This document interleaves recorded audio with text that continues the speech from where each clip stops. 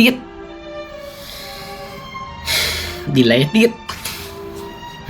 ដល់កហើយគ្នាយើងដែលជា fan The Batman បាទយើងនឹងរងចាំ The Batman Part 2 បន្តទៀតនៅឆ្នាំ 2028 លើកទៀតហើយអូខេរឿងនេះគឺមិនខុសពី GTA សិចទេបជាឯងម៉ែអបជាតាំងពី 2025 26 27ឥឡូវ 28 ទៀតបើសិនជាយើងគិតពីកម្រិតវិញគឺថា 6 ឆ្នាំតាំងពីរឿងដំបូង 2022 មកដល់រឿងក្រោយនេះដែលគេថាចេញ 2028 ហ្នឹងបើគិតទៅអ្នកដែលរៀនសកលមុំគឺអាចនឹងរៀនចប់ហើយតបណ្ឌិតទៀតហើយអ្នកដែលមានកូនតូចអាចនឹងយកកូនទៅចូលរៀនមត្តេយ្យបានទៀតអស្ចារ្យមែនទេខ្ញុំយល់ថារបស់ល្អគឺត្រូវការពេលវេលាបាទប៉ុន្តែ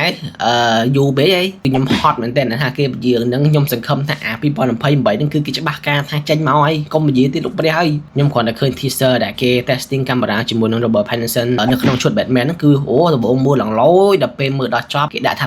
2028 គឺចង់ដាច់ផ្ងាហើយបើ director វិញគឺគាត់បានបង្ហាញនៅ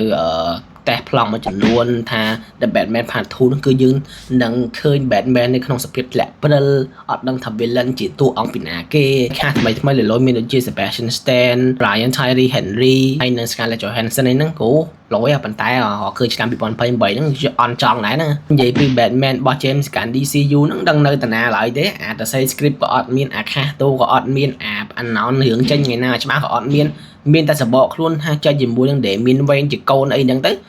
បាទស្ងាត់ជាបរោយហើយខ្ញុំជា fan Batman ម្នាក់ខ្ញុំសង្ឃឹមថា